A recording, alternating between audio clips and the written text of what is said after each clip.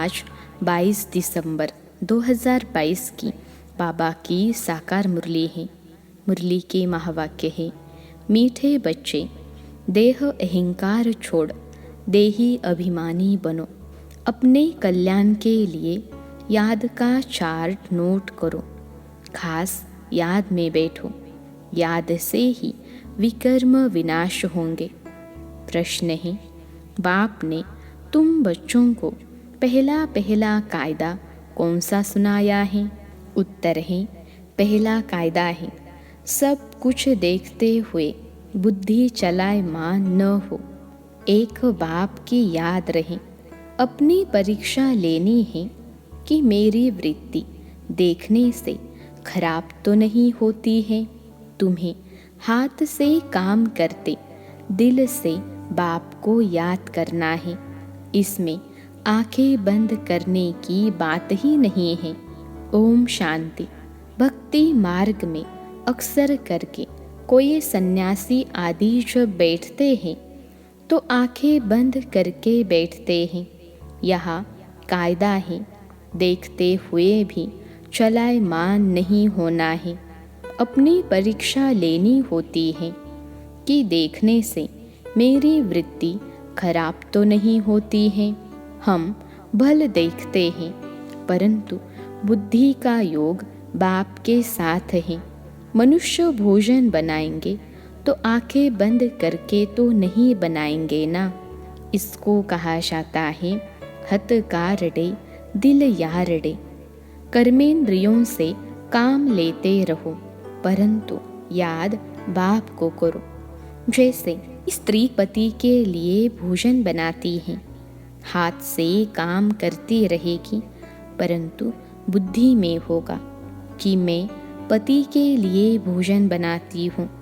तुम बच्चे बाप की सर्विस में हो। बाप कहते हैं, बच्चे मैं तुम्हारा ओबीडिएंट सर्वेंट हूँ। बच्चों को अर्थात आत्माओं को समझाएंगे ना।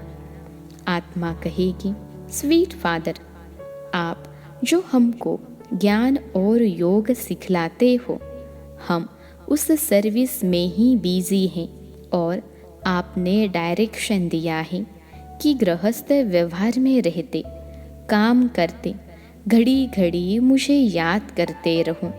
तुम रेगुलर याद कर नहीं सकते। कोई कहे हम 12 घंटा याद करते हैं, परंतु नहीं, माया घड़ी घड़ी बुद्धि योग जरूर हटाएगी। तुम्हारी लड़ाई है ही माया के साथ। माया याद करने नहीं देती है, क्योंकि तुम माया पर जीत पाते हो। रावण जीत जगत जीत, राम भी जगत जीत थे। सूर्यवंशी चंद्रवंशी जगज्जीत थे।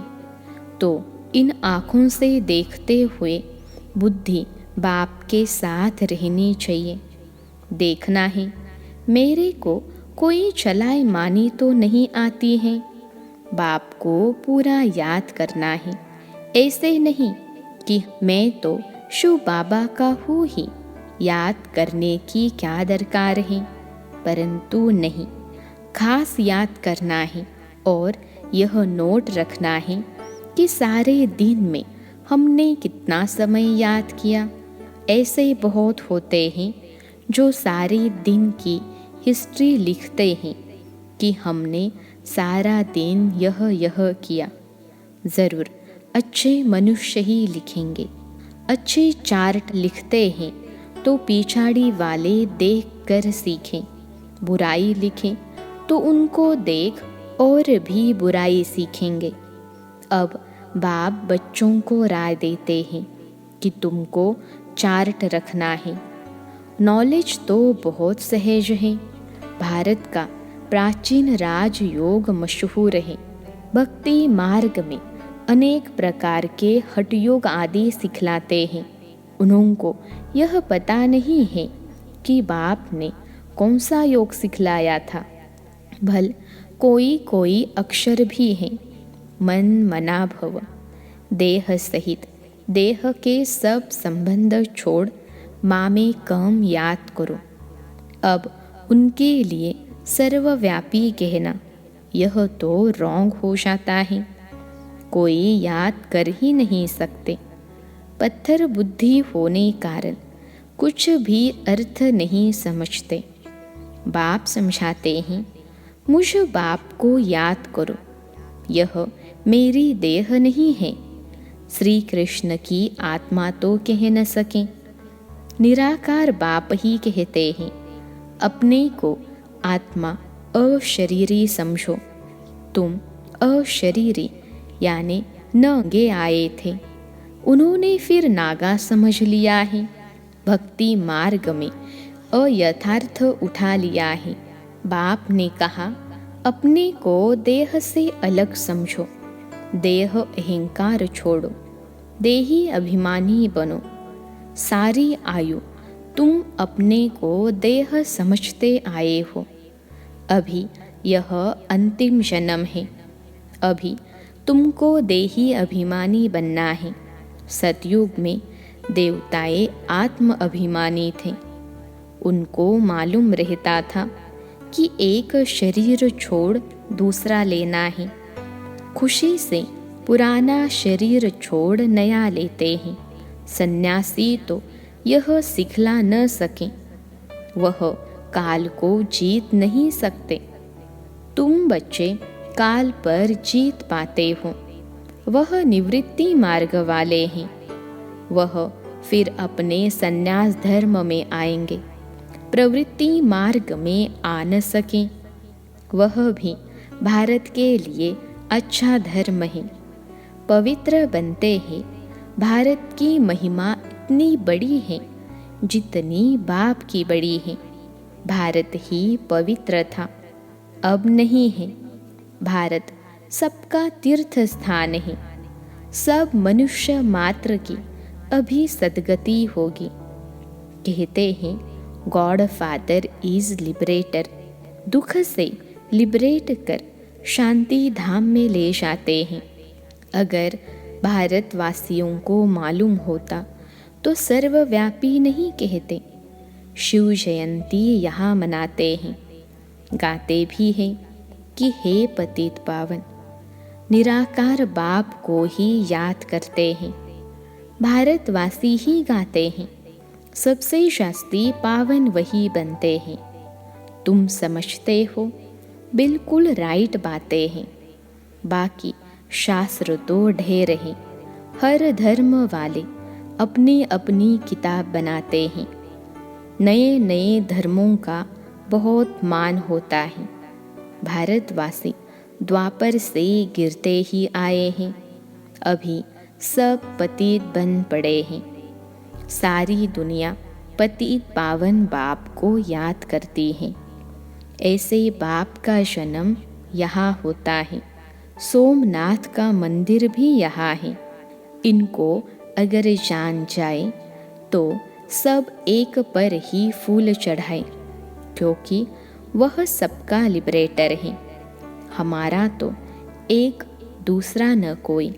कोई मरता है तो उन पर फूल चढ़ाते हैं। शिव बाबा तो मरते नहीं हैं, सबको शांति धाम ले जाते हैं। शिव के मंदिर जहाँ तहाँ हैं। विलायत में भी शिवलिंग को सब पूछते हैं, परंतु यह पता नहीं है कि हम इनको क्यों पूछते हैं।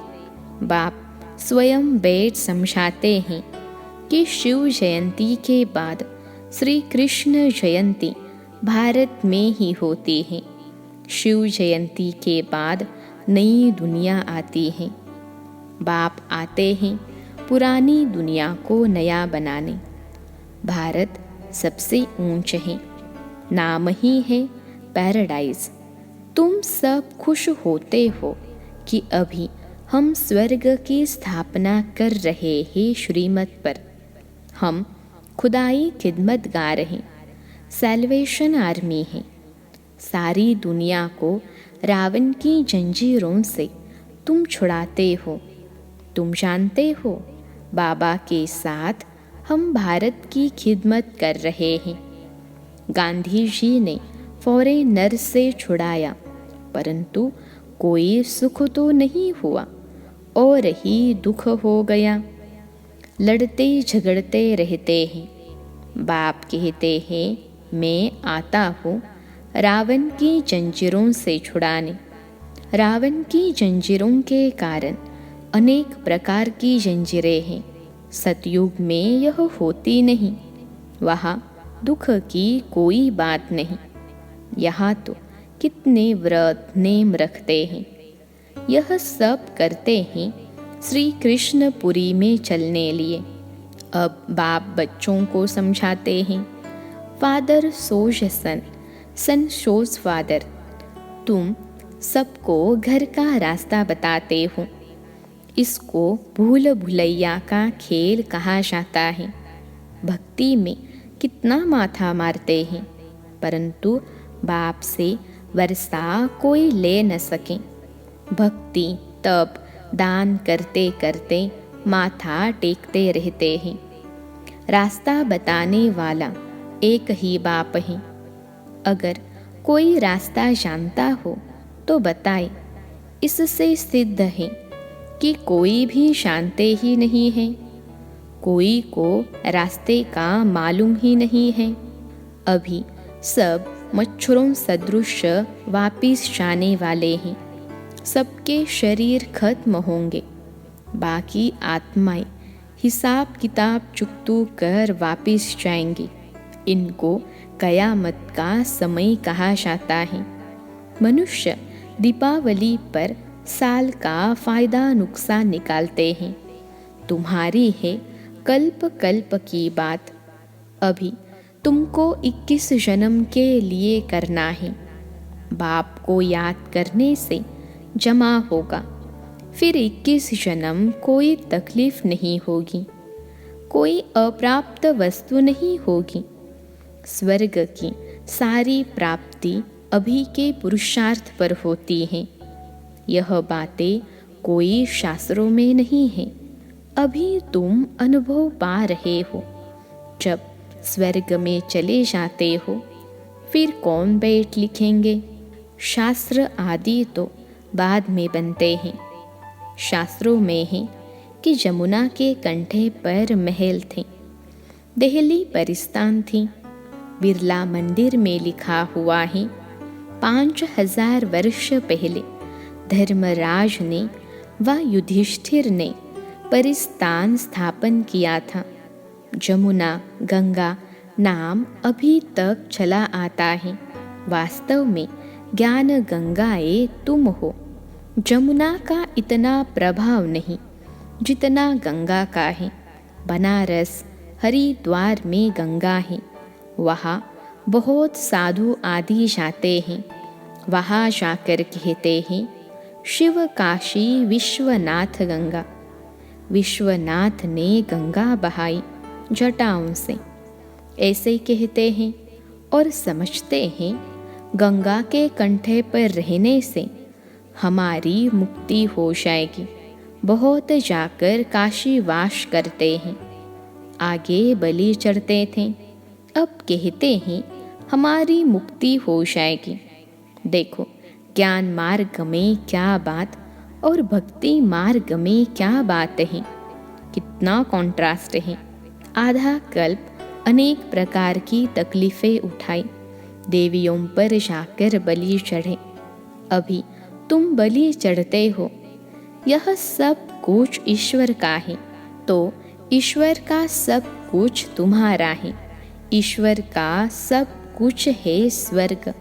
तुम तो अब नरकवासी हो। बाप का बनकर फिर स्वर्गवासी बन रहे हो।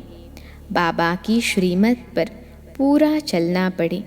शिव बाबा को तो मकान आदि बनाना नहीं है, वह तो दाता है। यह सब बच्चों के लिए है। शिव बाबा कहेंगे तुम बच्चे ही ट्रस्टी होकर संभालो। भक्ति मार्ग में कहते हैं शिव बाबा यह सब कुछ आपका दिया हुआ है। फिर जब वापिस लेते हैं तो कितना दुखी होते हैं। अब बाबा तुमसे लेते कुछ भी नहीं है। बाप सिर्फ कहते हैं इनसे ममत्व मिटा दो। ट्रस्टी होकर गृहस्थ व्यवहार की संभाल करो। बाकी मैं लेकर क्या करूँगा? तुम्हारे लिए ही सेंटर खुलवाए हैं। यह हॉस्पिटल और कॉलेज कंबाइंड हैं। हेल्थ और वेल्थ दोनों मिलती हैं। एजुकेशन को सोर्स ऑफ इनकम कहा जाता है। जितना जो पढ़ते हैं वह बाप से इतना वर्षा लेते हैं। पुरुषार्थ पूरा करना चाहिए। फॉलो फादर और मदर। त्वमेव माता च पिता। यह है ना, वह पिता आकर इनमें प्रवेश करते हैं, इनसे एडॉप्ट करते हैं। वह माता पिता ठहरा। हम तो उनकी महिमा करते हैं। मैं इनके मुख द्वारा कहता हूँ, तुम हमारे हो, तुमको मैंने एडॉप्ट किया है। फिर माताओं के संभाल लिए सरस्वती को मुकर्रर किया है। तुम छोटे बच्चे तो नहीं हो। बाप कहते हैं, तुम हमारे बने। अच्छा, अब ट्रस्टी होकर रहो। गृहस्थ व्यवहार की पूरी संभाल करो। सबसे अच्छा है यह रूहानी हॉस्पिटल खोलना। शिव बाबा कहते हैं, हम क्या संभाल करेंगे? ब्रह्मा बाबा के लिए भी कहते हैं, यह क्या करेंगे? इनके पास जो कुछ था सो शिव बाबा को दे दिया। ट्रस्टी बनना पड़ता है। यहाँ तो सब कुछ बच्चों के लिए किया जाता है। तुम बच्चों को ही बाबा सब शिक्षाएं देते हैं। ऐसे नहीं, यह मकान शिव बाबा व ब्रह्मा बाबा का है। सब कुछ बच्चों के लिए है। तुम ब्राह्मण बच्चे हो। इसमें झगड़े आदि की कोई बात नहीं है। सबकी कंबाइन प्रॉपर्टी है। इतने सब ढेर बच्चे हो, पार्टीशन कुछ हो न सके, गवर्नमेंट भी कुछ कर न सके। यह ब्राह्मण बच्चों का है। सब मालिक हैं, सब बच्चे हैं। कोई गरीब, कोई साहूकार, यहाँ सब आकर रहते हैं। कोई की प्रॉपर्टी नहीं है। लाखों के अंदाज में हो जाएंगे। सब कुछ तुम मीठे बच्चों के लिए है। तुम हो रूहानी बच्चे। तुम जितना प्यारे हो उतना लौकिक हो न सके। वह शूद्र जाति के, तुम ब्राह्मण जाति के, इसलिए उनसे कनेक्शन टूट जाता है। सन्यासी यह नहीं कहेंगे, यह सब तुम्हारे लिए है, मैं भी तुम्हारा हूँ। शिव बाबा कहते हैं, मैं निष्काम सेवाधारी हूँ। मनुष्य निष्कामी हो न सके। जो करेगा उसको उनका फल जरूर मिलेगा। मैं फल नहीं ले सकता हूँ। पुरानी दुनिया पुराने शरीर में आकर प्रवेश करता हूँ। यहाँ मेरे लिए यह पुराना शरीर है। भक्ति में मेरे लिए बड़े बड़े मंदिर बनाते हैं। इस समय देखो मैं कहाँ बैठा हूँ। कितना गुह्य राज बच्चों को समझाता हूँ। बाबा कोई सत्संग में थोड़े ही मुरली चलाएगा। बच्चों को बहुत खुशी का पारा चढ़ता है। बाप बैठ बच्चों को पढ़ाते हैं। कैसे आकर पढ़ाते हैं यह तुम ही जानते हो। डरने की कोई बात नहीं है। सब बाप के बच्चे हैं। जो कुछ बनता है बच्चों के लिए। ऐसे नहीं सबको यहाँ आकर बैठ जाना है। तुमको तो अपने गृहस्थ व्यवहार में रहना है। सब आकर इकट्ठे रहे तो सारी दिल्ली जितना तुम्हारे लिए चाहिए ऐसा हो न सके। फिर भी बाप से योग लगाते रहो तो विकर्म विनाश होंगे। आत्मा गोल्डन एजड बन जाएगी। तब ही घर में जाएंगे। मम्मा बाबा मुहाफिक इज्जत से पास होकर जाना है। अच्छा, मीठे मीठे सिखलते बच्चों प्रति माता पिता बाप दादा का याद प्यार और गुड मॉर्निंग। रूहानी बाप की रूहानी बच्चों को नमस्ते। हम रूहानी बच्चों के सिखलते रूहानी माता पिता बाप दादा को याद प्यार, गुड मॉर्निंग और नमस्ते बाबा नमस्ते। धारणा के लिए मुख्य सार। पहली पॉइंट है, श्रीमत पर खुदाई खिदमतगार बनना है। बाप का शो करने के लिए सबको घर का रास्ता बताना है। दूसरी पॉइंट है, ट्रस्टी होकर सब कुछ संभालना है। किसी में भी ममत्व नहीं रखना है। माता पिता के मुहाफिक इज्जत से पास होना है। आज का वरदान है, संपर्क संबंध में आते सदा संतुष्ट रहने और संतुष्ट करने वाले गुप्त पुरुषार्थी भव।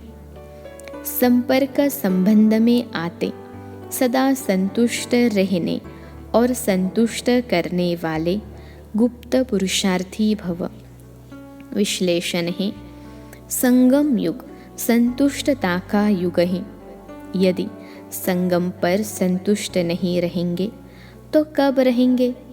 इसलिए न स्वयं में किसी भी प्रकार की खिटपिट हो, न दूसरों के साथ संपर्क में आने में खिटखिट हो। माला बनती ही तब है जब दाना दाने के संपर्क में आता है। इसलिए संबंध संपर्क में सदा संतुष्ट रहना और संतुष्ट करना, तब माला के मन के बनेंगे। परिवार का अर्थ ही है सदा संतुष्ट रहने और संतुष्ट करने वाले।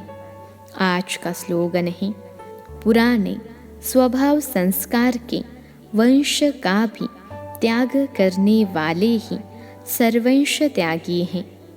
पुराने स्वभाव संस्कार के वंश का भी त्याग करने वाले ही सर्वंश त्यागी हैं।